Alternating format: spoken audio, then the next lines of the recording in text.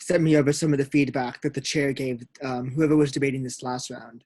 And from the feedback, it seemed like a lot of the work that needs to be done is based off of comparative weighing and round characterization. So today we're going to talk about just that.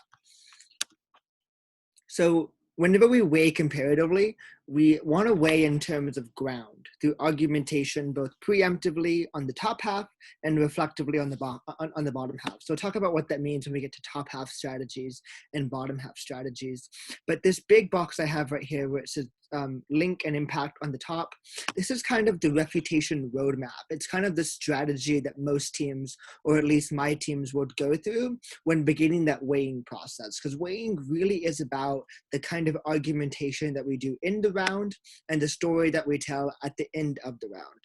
So whenever you're encountering an argument, as I think we all know, whenever we engage to refute that argument, we have kind of two options. We can first either focus on the link structure, or we can focus on the impact of that argument. And similarly, if we were to focus on the link structure, we could deconstruct that argument, or we could turn the argument. I'll explain what that means in just a second. And similarly, if we're focusing on the impact, we can deconstruct that impact, or we can turn that impact. So if I'm focusing on the link, and the argument that my opponent is making is that globalization is bad because it worsens climate change, and their impact is that increased concentrations of carbon emissions from global infrastructure and activity is bad. If I were to simply deconstruct this argument, I would say something like, no, globalization is good, and I would move on. But if I were to turn this argument, I would say, no, globalization increases diplomacy and cooperation. The real problem of the impact is demand. And there's a few things that a turn does for me that's different from regular deconstruction. If I were to simply deconstruct or refute this argument, I would give the judge a number of reasons why this argument is wrong, but that's about the extent of the analysis. Just simply that this argument is wrong. Turns do something interesting. Turns kind of concede the link or the warrant structure. So a turn admits that your opponent has, on some level, made a good argument with sound links and analysis. But what it does is it takes the argument they've made and it turns it so that the argument is helpful for your side. So I might say, no, globalization actually increases diplomacy and cooperation. So it's better for things like climate change. But the real problem of carbon emissions is demand. So the problem is caused by something else that's not globalization. People are always going to want products. They're always going to want items. So we're always going to see things like shipping and increased climate change, that kind of stuff. Similarly, if I want to refute an argument, I could focus on the impact. So the same arguments listed here, that globalization is bad because it worsens climate change. And the impact of this argument is the same, that increased concentrations of carbon emissions from global infrastructure and activity are bad for all those reasons. It could be things like asthma rates, the environment, what have you. If I were to deconstruct, I would say, no, this argument is insufficient. And I would give the judge whatever reasons I would give them why. And similarly to the last slide, that would be it. I would just tell the judge this argument is incorrect. But if I were to turn this argument, I would concede some part of the link or warrant structure. I would say, yes, they've created a good argument, but they're missing something. This argument actually goes towards my side. I would turn the argument by perhaps saying that increased industrialization from global infrastructure and activity lifts millions out of poverty globally. It helps developing nations, and it promotes access to higher qualities of life transnationally. So the difference between a regular deconstruction and a turn on the link or the impact is that it focuses on ground. It helps me get some kind of positive ground. So what I mean to say by this is if I'm simply deconstructing, I'm just saying the argument is incorrect. If I'm turning the argument, I'm conceding that some part of the argument is correct, but this argument is actually in favor of myself. So for example, on this impact turn, I'm not saying that the impact is bad. There's no part of me that's deconstructing the argument if I turn it. I'll concede that yes, the link leads to the impact. It leads to increased concentrations of global infrastructure and activity and carbon emissions. Were I to turn that impact, I would simply say that that is not a bad impact. It's a good impact. That increased globalization leads to things like helping developing nations, or promoting higher access to qualities of life. So the reason this is helpful is I think that that type of refutation, thinking in terms of deconstruction or of turns, helps us to think in terms of offense or in terms of defense. And that's really where weighing kind of begins, when we begin to conceptualize the rounds in terms of offense, things that I'm doing that are positive, that help me, and defense, things that I'm doing that should prevent me from getting harmed in the round too much, and things that I'm doing to take away material from my opponent. And this kind of gets to the quote I have listed on this slide, that telling the judge your opponent is wrong does not prove to the judge that you are correct. And this is really where weighing comes into play.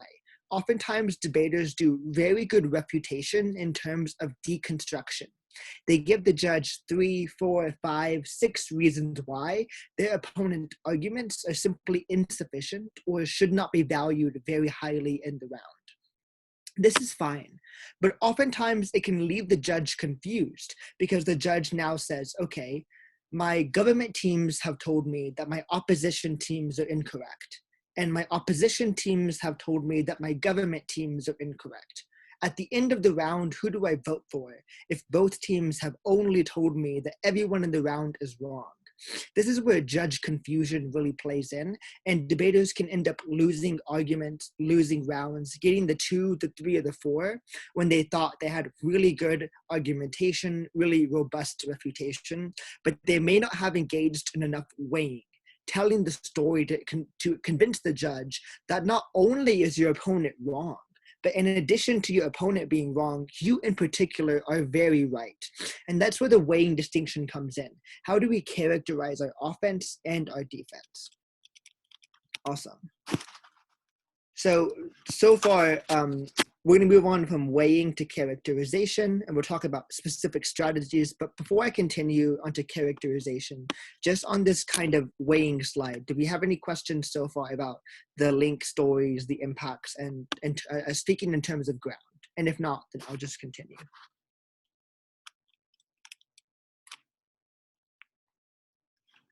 Okay, awesome. I'll go on to characterization. So characterization really breaks down the way that we begin to do the actual weighing process. So when we refute arguments, we can talk about argument validity, and we can talk about impact weighing. This kind of happens after debaters have engaged in conversation, had their dialogue about the round, and the round is more or less over. Think about the whip strategy, or think about the DLO after the PM and the LO. To talk about argument validity is to attack the argument, similar to how we might do in deconstruction. It's to convince the judge that something about this argument is insufficient and they shouldn't buy it. Again, this type of refutation can be helpful, but it does little to show the judge that you are correct. It only shows the judge that your opponent is wrong. This is where, after attacking the validity of the argument, we should move on to an even if analysis. This is where, at least mechanistically or in terms of process, the weighing begins to happen verbally. So for example, if I were to go back to my argument that we gave as an example, and the argument is that globalization is bad because it worsens climate change, and the impact is that increased concentrations of carbon emissions from global infrastructure activity are bad. I can turn the argument or do my deconstruction. This is focusing on the validity of the argument. But let's say that I've attacked this argument or I've turned this argument, but there's still a slight chance that the judge does not buy my response. So if the judge is not totally buying my response, then this is where I have to move to the even if part. I would tell the judge, look, other things cause globalization, or globalization is really good. That's my argument validity part. Then I have to engage in the even if analysis. Part of me has to assume in the round, especially if I'm a back half debater, that my judge may not buy my response to those arguments. They may disagree with my response to particular arguments very explicitly. And they may, in the course of my making argumentation, decide that my responses just don't matter. They don't sound pretty enough. They don't sound flourishing enough. There are numerous reasons why in debates, my initial refutation to argumentation is not enough to win the round. If I engage in an even if analysis, what I do is for a moment, I suspend my thoughts that the judge buys my argumentation, and I suspend my thoughts that so far I'm winning. What I do is I say, judge, even if their argument about globalization being bad is persuasive, we're still going to outweigh and win this debate for a few key reasons. This is where characterization of argumentation comes into play. We have to ensure that we're thinking about arguments in terms of their actors and in terms of their agents. We're thinking about arguments in terms of the culture of the individuals who are involved, thinking about the religion, gender disparities, the way groups view things, groups' beliefs, the way that groups themselves might internalize impacts. We're thinking about demographics. How vulnerable are the populations that we're talking about? What kind of resources do they have at their disposal? What kind of groups do they make up? We're thinking about geography. How can groups think about arguments in terms of their surroundings? How can they think about arguments in terms of nearby neighboring states or nations? And finally, we want to think about arguments in terms of groups that have specific claims to freedom, claims to public safety, or we can sub out the word claims with rights, groups that have rights or that have a legitimate reason to protest something. So we should be characterizing our arguments in terms of broadly these kind of categories: the actors, the cultures, the demographics, the geography, and the makeup of intrinsic groups. In a sense, characterization really becomes about storytelling. What we end up doing is telling a story about the kind of arguments that we're going to be imposing. And we can do this in a few ways. We can do this in terms of probability. So the red circle I have in the left-hand corner over here, probability.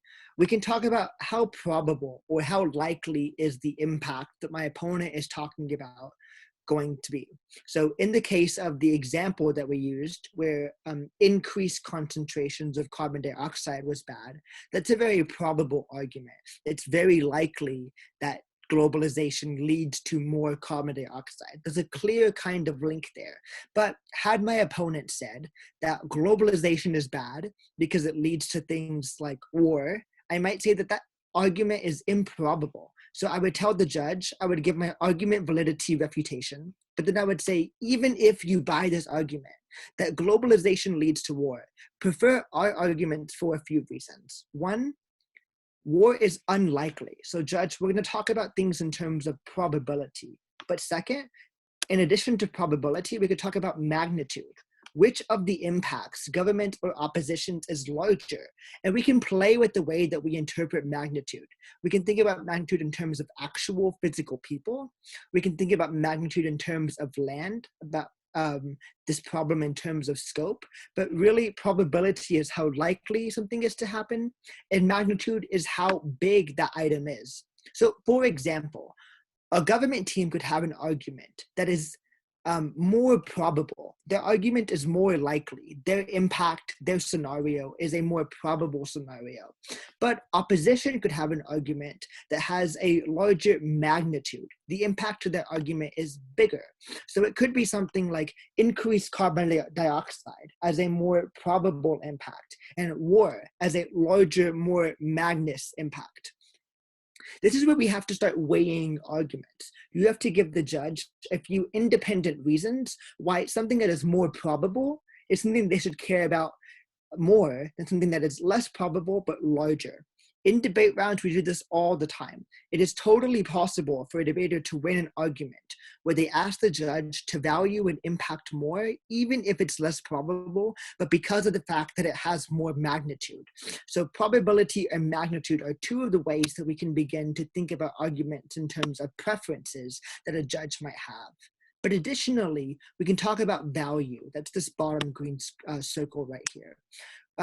Some arguments have probability, they have magnitude, but some arguments are more nuanced, and they really rely on a kind of principled explanation of the round. We can talk about value in terms of stakeholders or an argument's significance.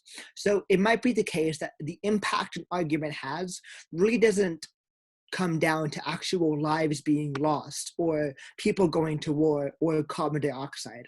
things like measurable quantities to talk about the arguments may be not as applicable to some impact scenarios. And this is where talking about value could be very helpful. Telling your judge that there's a principled reason or a reason behind significance that we really want to talk about certain kinds of arguments over others. So we can begin to characterize arguments in terms of their probability, their value, or their magnitude, and think about storytelling in terms of actors, agents, cultures, demographics, geography, and groups, and ensure that even though we do that refutation that we always do at the top, we assume that the judge may not buy it, and we engage in that even if kind of argument. The even if, that judge, even if you don't buy this, there's a reason why our intuitive argument is still going to be more preferable. And that language preferable is going to be really important, especially in terms of top half strategies. I have a question. Can you Yes. talk more about how to discredit the value of their arguments? Yeah, so here I'm not so much talking about discrediting value. That has to do with more of the argument validity. That's where, if you wanted to, on the deconstruction side of things, you would convince the judge that the argument's link structure is invalid, something like that. But in terms of value, in terms of weighing, what I'm talking about is appealing to the judge that there's a principled reason why a certain kind of argument's more important. And we'll talk about the way to do that on top half strategies. But for example, if opposition team is making an argument that if we take the current global pandemic, for example, the United States is handling the pandemic in a very interesting and potentially problematic way. One side of the US is saying that we really need to consider the economic consequences of long-term quarantines and long-term shutdowns. That could be their kind of impact, an economic impact. And government teams could say, oh, we have to consider the value of human lives or the sanctity of the elderly and the kind of respect for people who have cancer, immunocompromised conditions, or pre-existing medical conditions. So there's two kinds of impacts: economic loss and minimal loss to certain human lives. How do we weigh these two impacts if the probability of both are equally likely, and if the magnitude seems to be kind of questionable? This is where perhaps it would be good for a team to say, judge, think about the value of economics or the value of human life. So value is just one more facet that we can use to try and interrogate arguments that's not probability and not magnitude. Though it's important to note that value is far more nuanced. Judges with all arguments are going to have a 50% chance that they don't buy that kind of analysis. That's why the even if is very important. We're talking about the specific mechanism in top half strategies. So when we're debating on the top half, it's important that we remember a few key things, and then we'll talk about the mechanism for how to actually do this. Top half teams should have preemptive characterization on the principles and values of a round. This really has to come out of the prime minister or the LO to kind of, at the beginning of the round, lay very clear for the judge what kind of things should be valued in this debate round. So, for example, if our debate round is about the global pandemic, a prime minister could say that economic analysis is really not important in this debate. Things like human lives are really important in this debate. And here's several reasons why. And that'd be at the top. It's preemptive. It's coming out early on. So in top half strategies, we want to make sure that early in the round, both government teams and opposition teams are very clearly characterizing the kind of things that they as a team care about and the reasons why the judge should also care about those things. But they should also ensure that the deputy is pushing refutation through the framework of their partner and not just reconstructing their own version of that framework. I see teams do this all the time.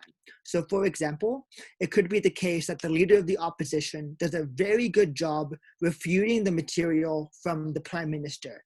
They have their own version of a framework and they use specific language to push that framework through.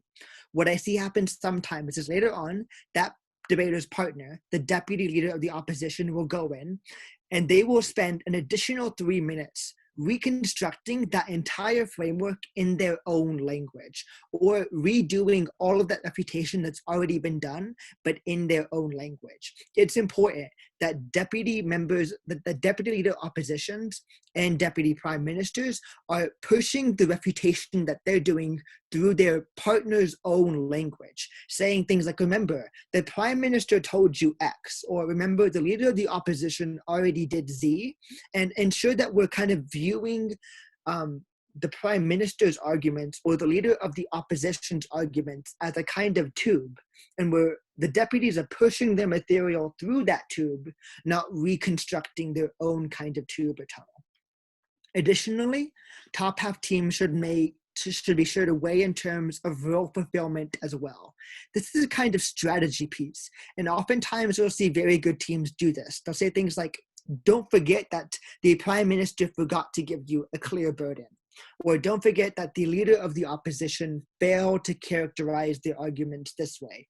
Or don't forget that the deputy prime minister didn't respond to these arguments.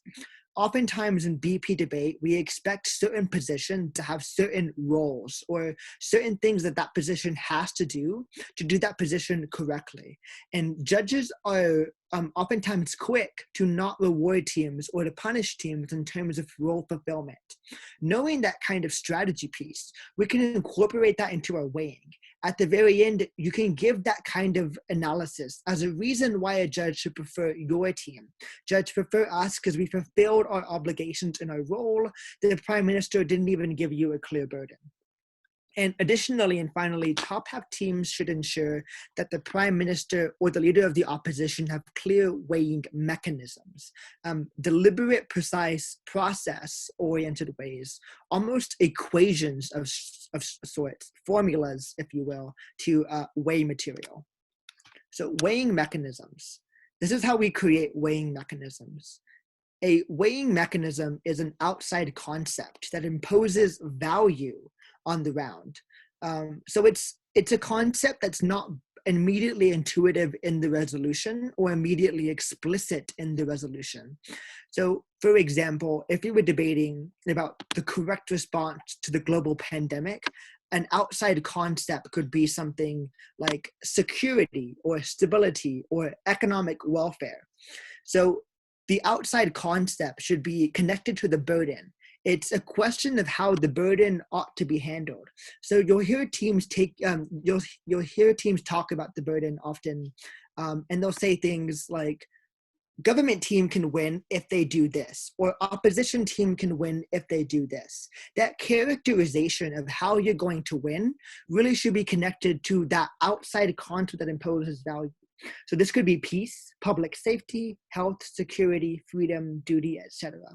And there's 3 key steps to creating these weighing mechanisms. First, just have a clear, simple name that's not complicated, something that your judge can flow, that can be repeated often throughout the round, and make sure that you clearly define that thing. And third, give the judge a reason to prefer that thing. So if I'm saying, judge, in this debate about the global pandemic, we should really be prioritizing health above all other things.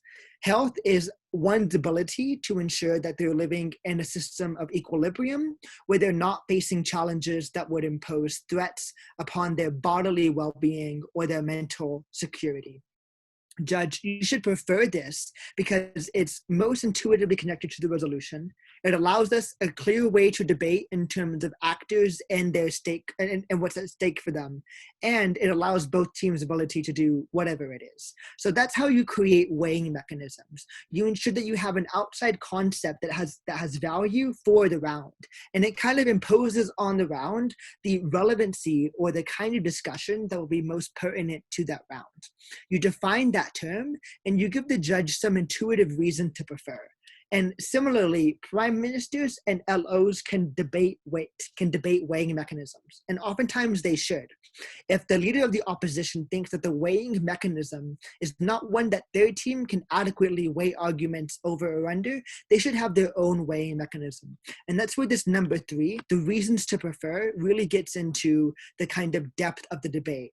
This is where we're doing good debate, or the best debaters are debating on that level. Judge, those are bad reasons to prefer those arguments. Prefer our arguments for some of these reasons. And all of that comes back to not only our characterization, but also our debate on probability, magnitude, and value. Prefer this impact because it has a bigger magnitude, that kind of thing. Alia asked in the chat, how in-depth should we get with our preemptive characterization?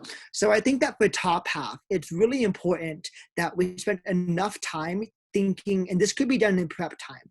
And this is different for back half, but we'll talk about why. But for top half, it's really important that you do enough job trying to make sure that you're doing what we call ground securing. So for example, you have almost no clue what the opposition team is going to say. So the more work that you do preemptively on top of the debate, the more control you have over the debate. Whenever you see opening government teams win a round, it's oftentimes because of how well they did that preemptive characterization. They kind of, before the round even took off, basically foretold or predicted the rest of the round, or imposed proper kind of values such that you kind of watch the round unfold in the PM's control, in the prime minister's purview. So it's important to do that kind of preemptive characterization for top half teams more than it is for back half teams, and in particular for opening government teams the most. So now we'll talk about our back. Sorry, so Nicholas, I just want to make sure, like, what percentage of their speech time generally should be, like, they shouldn't be focusing everything on preemptive analysis, right? Like, oh, no. And I think the reason I want to use this word characterization and not necessarily preemptive argumentation is because it's really relating to the principles and the values. So this is kind of done in the first 2 minutes of the debate, the first 2-3 minutes of the debate. We're having that conversation about, Judge, these are the kind of arguments that are going to matter, and these are the kind of arguments that aren't going to matter. What makes that preemptive is if at the beginning of the round, in the first 2 minutes, you can convince the judge that only certain kind of arguments are relevant, you can preemptively, or before the round even begins, get rid of a lot of arguments or a lot of ground that will come out of your back half. So our back half strategy, this is what back half teams should do. Back half teams should set up characterizations in the member for the whip to extend. So the member needs to have specific things, specific kind of lines, team lines that they're setting up for the member, for the whip to extend. This really typically relates to how the whip is going to end up characterizing arguments to weigh them. So think about these probability, value, magnitude pieces. The member should be using that kind of language. They should definitely be saying, Judge, we have to look at these impacts. This impact is larger. This impact is less probable. This impact is less valuable. And the member should really be laying those stepping stones, speaking in terms of weighing for the member, for the whip to just extend. And we need to adopt a framework in terms of the top half strategy. So locate arguments where they're won. Don't win argumentation. Don't re-win argumentation in the whip. So for example, if you think that your member has already done a good enough job refuting argumentation, make sure that your whip is not just restating the entire argumentation, they're locating where it was won. And this location piece is really important. So for example, a good whip will say something like, don't forget. So my partner's name is Katie, and Katie is my whip. She'll say, Nick won this argument in his second substantive when he told you X, Y, and Z. So when you locate the specific area where the argument is won, you have to do less work in the whip in terms of rebuilding the argumentation. So if the whip is adopting that language from the top half, the kind of groundwork that top half says you have to do to win, if you adopt that language, and if the whip is locating where the arguments are won, that's good whip strategy. And finally, you should engage in less refutation on top half concepts and details, but ensure to focus on top half framework's role. This is where I see back half teams having a hard time. Back half teams, especially back half opposition teams, don't always know what to do with the top half part of the debate. They want to refute, they want to refute and deconstruct all the material they heard coming from the top half. don't focus on top half concepts and details too often. Just make sure that you're focusing on the top half framework. What is really most important about what the top half gave to the back half is the language and the framework and the burdens for how they're going to win the debate. A good prime minister will always say the debate is won this way. So this kind of comes down to our whip structure. And the whip structures, this is how I teach teams to structure their whips, because it helps do the weighing process with 3 simple questions. The first question is to characterize the top half's main contribution, especially as it relates to how the win can be judged. That's just say win, not win. To how the round can be judged. So you'll say, top half really said this big important thing, and we engage with that this way. And they say that we can win using these kinds of frameworks, and we're doing that. I see Alia's comment that I'm not sure why it's telling me I have less than 1 minute left. Hopefully it doesn't kick me out. We'll see what it does. If it does, we'll stay here, and hopefully there'll be a link for you to re-enter. I don't know. Yeah, I think I'll be able to re-enter. I'm not totally sure what happens. The second kind of question that you could ask to kind of frame your whip structure is to characterize your partner's engagement with your opponent's most relevant material in the back half, not in the top half. How does this engagement relate to the winning framework that you discussed in your first question? And the third question that you could ask is to characterize your partner or team's positive and independent contributions to the round, the unique element that only your speaker or the team adds. And how does this element relate to the winning framework? So to overview these 3 kind of questions, first question is the top half debate. Second question is you engaging with your opponent in the back half. And third question is, how do you in particular win this round? And what this structure does is it takes the framework, your opponent and refutation, and your independent contributions. And it's kind of that triangle of questions: the framework, the refutation, our independent contributions. And it's a storytelling process. Through the first question, the second question, and the third question, you can begin weighing your arguments in terms of all of those steps that we've talked about in characterization and in weighing. And do a lot of this work, but through the way that we would kind of do that question structure in the back half. So this is just very broadly weighing in general, characterization in general, some tips for